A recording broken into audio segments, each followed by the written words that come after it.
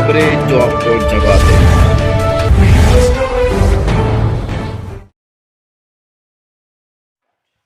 नमस्कार, आप देख रहे हैं अलका टुडे न्यूज़ और मैं हूं आपके साथ गोविंद। एक खबर आपने सुनी होगी, निठारी कांड, जिसने पूरे देश को जो है हिलाकर रख दिया था। आज फिर से वो चर्चा में आया है। चर्चा में आने का विषय इसलिए है क्योंकि जो है हाई कोर्ट के द्वारा जजमेंट मिल चुका है कि अब जो है उन दोनों हत्यारों को, जिन्होंने हत्या के दोषी पाए गए थे, उन्हें फांसी नहीं दी जाएगी। लेकिन ऐसे में क्या लगता है कि वहाँ पर हत्या नहीं हुई थी? क्या उस कोठी में जो है जो शव मिले थे, उन शवों को जो है काट कर नाले में नहीं फेंका गया था? ऐसे कई तमाम सवाल उभर कर सामने आ रहे हैं। लेकिन ऐसे में जो है हमारे साथ एडवोकेट रुखसार अहमद मौजूद है। सर से जानूंगा कि कैसे देखते हैं इस पूरे मामले को। नमस्कार सर, कैसे देखते हैं सर कि जो है क्या वो केस झूठा था, क्या वो हत्याएं झूठी थी? देखिए सर, जो आपका ये सवाल है ना, ये सवाल सिर्फ निठारी कांड के लिए नहीं है जी। हिंदुस्तान के अंदर इस वक्त करोड़ों केसेस हैं जो हिंदुस्तान की अदालतों में, निचली अदालत, हाई कोर्ट, सुप्रीम कोर्ट में पेंडिंग है जी। और ऐसे हज़ारों केसेस हैं, लाखों केसेस हैं जिसमें लोअर कोर्ट सज़ा देती है, फांसी तक की सज़ा दे देती है और उसके बाद जब वो हाई कोर्ट जाते हैं तो बाइज्जत बरी हो जाते हैं। अब ये क्यों हो रहा है ऐसा, इसको समझने की ज़रूरत है। एक आम इंसान कोर्ट की जटिलताओं को नहीं समझता। हम जिस मुल्क के अंदर रह रहे हैं, ये किसी ज़माने में कॉलोनाइज्ड था, ये उपनिवेशवाद था इंग्लैंड का। हमारे पास जो कानून है, Indian penal code, criminal code of procedure, CRPC जिसे कहते हैं, और इंडियन एविडेंस एक्ट, ये लगभग 100 से 125 साल पुराने कानून हैं। ये उस ज़माने में बनाए गए थे जब हिंदुस्तान की पॉपुलेशन आज के मुकाबले में 1/4 थी।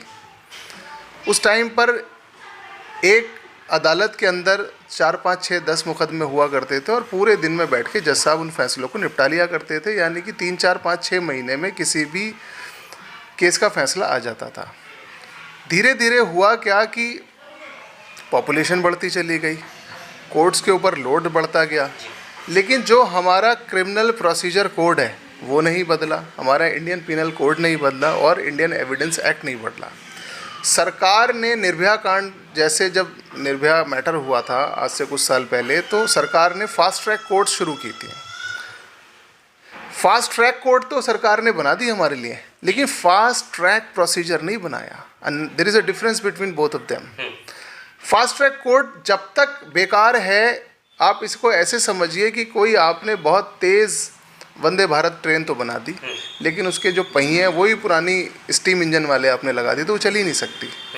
तो निठारी कांड के अंदर 16 साल तक वो लोग सफ़र करते रहे जो इसके अंदर शिकायत करता थे, जिनके बच्चे, जिनकी बेटियां, जिनके मासूम बच्चे इसमें उनके कंकाल मिले थे। इसका इल्ज़ाम इन 2 लोगों के ऊपर था, कोहली और पंडेर के ऊपर। ठीक है, इन्हें फांसी की भी सज़ा हुई। लेकिन क्रिमिनल प्रोसीजर के अंदर क्या होता है, जैसे जैसे वक्त बीतता चला जाता है, सबूत धूमिल होने लगते हैं। एक आदमी की मेमोरी जो है वो कमज़ोर होती है।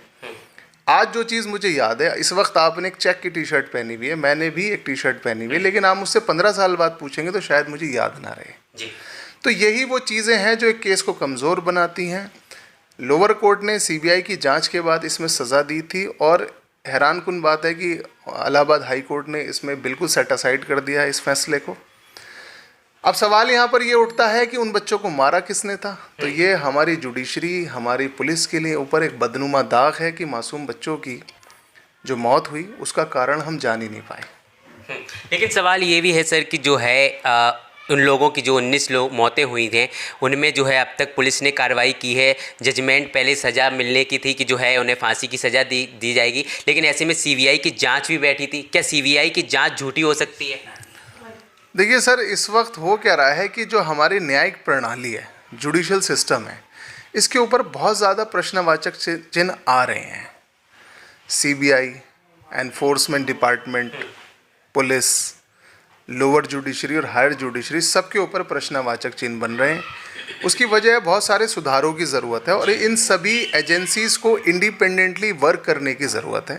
कहीं ना कहीं एजेंसीज़ इन्फ्लुएंस होती हैं, जिससे मुकदमों पर, फैसलों पर असर पड़ता है। CBI की जांच में कहीं ना कहीं कोई कमी रही होगी कि हम उन कातिलों को नहीं पकड़ पाए, या इन 2 लोगों ने जिन्होंने क्राइम किया था, इनके गुनाहों को हम कोर्ट के अंदर साबित नहीं कर पाए। तो ऑब्वियस सी बात है कि जिन मासूम बच्चों को मारा गया उनका कत्ल किसने किया, आज भी हम लोग क्लूलेस हैं। लेकिन जो विक्टिम थे उन्होंने खुद कबूल किया था कि जो है हमसे हत्या हुई है, पूरा मामला साफ हो चुका था, लेकिन इतने समय बाद जो है अब उन्हें जो है दोषी नहीं बताया जा रहा है। क्या वजह हो सकती है? देखिए, मेरी नॉलेज में नहीं है कि विक्टिम नहीं कहेंगे, इसमें उन्हें एक्यूज्ड कहेंगे, जो इसमें आरोपी थे। उन्होंने, मेरी नॉलेज में नहीं है कि उन्होंने कबूल किया था, ठीक है।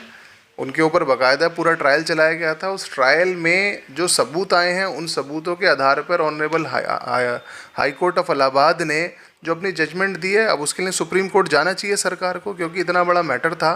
खुद सरकार की इज्जत दांव पर है। योगी जी उत्तर प्रदेश के इस वक्त मुख्यमंत्री हैं और उनके प्रदेश का ये मैटर है, तो जाहिर सी बात है, मैं उम्मीद करता हूँ कि इसमें उन मासूम बच्चों के परिवारजनों को कोई ना कोई इंसाफ मिलेगा। आप एडवोकेट है, कानून अच्छे से समझते होंगे। अब इसमें क्या हो सकता है अगर उनके घर जो लड़कियां थी, उनके परिवार वाले हैं, अगर सुप्रीम कोर्ट का दरवाज़ा खटखटाते हैं, तो क्या लगता है कि फिर से केस क्या जो है पूरा बदल सकता है?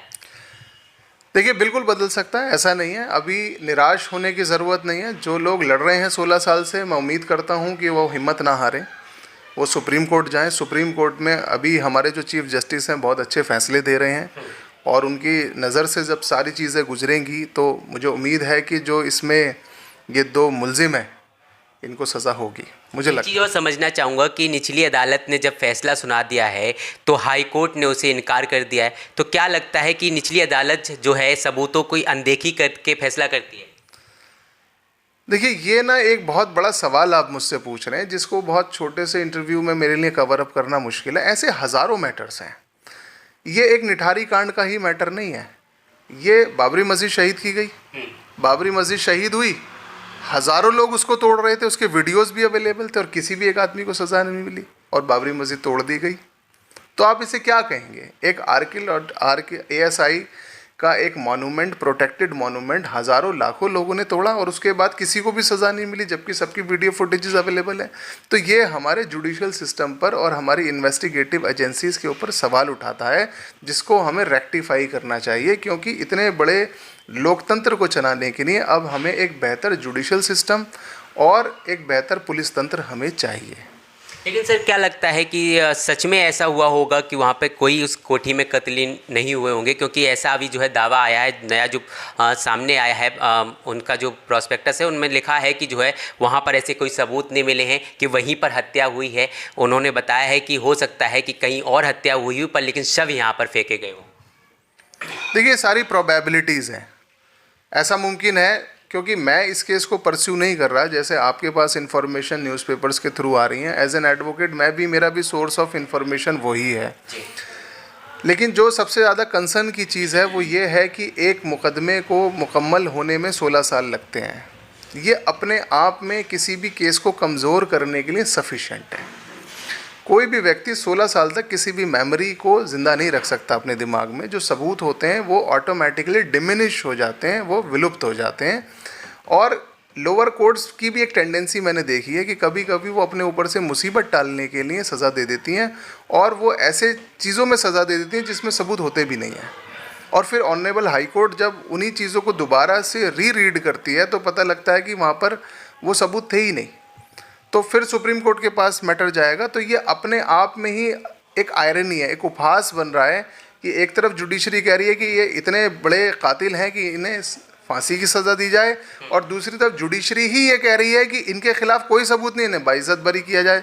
जिस वक्त आप मेरा इंटरव्यू ले रहे हैं, शायद इस वक्त उसको जेल से छोड़ भी दिया गया हो।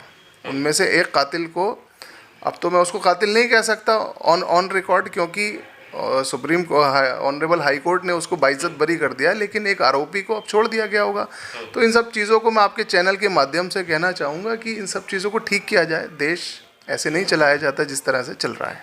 जी, बहुत बहुत धन्यवाद सर हमसे जुड़ने के लिए। सर का कहना है कि ऐसे तमाम केस जो हैं देश में हो रहे हैं, लेकिन ये कोई पहला केस नहीं है जहां निचली अदालत ने फैसला सुनाया और उसका जो है ऊपरी अदालत जो है उन्हें बाइज्जत बरी कर देता है। आपकी क्या राय है इस पूरी खबर को लेकर? हमें कमेंट बॉक्स में जरूर शेयर कीजिए। कैमरा पर्सन निशा के साथ में गोविंद, दिल्ली।